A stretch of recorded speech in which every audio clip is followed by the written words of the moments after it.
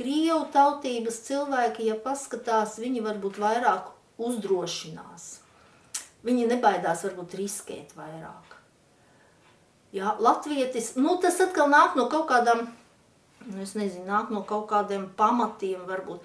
Ja Krievi dzīvojuši sāģās, viņi ir tādās kopienās dzīvojuši, tad latvietis dzīvoja katrs savā mājā. Un varbūt, tā kā es aizbraucu uz Medzi pie savas vīrmātes, tad es to māju tur redzu kaut kur tālu ar papapļavu.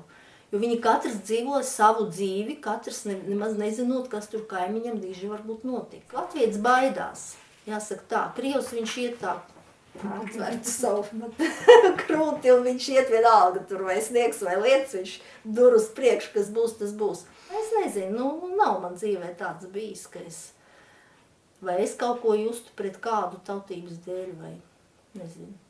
Arī tie, kas nāk tagad iekšā, it kā tie bēgļi musulmaņi, vai kas, viņiem ir cita domāšana, viņiem ir cita reliģija, un tur ir pavisam, tur ir savādāk. Viņus jau no mazotnes tā māca, un viņi domā, ka tā ir pareizi. Mūsu māca savādāk, mēs domājam, ka tā ir pareizi.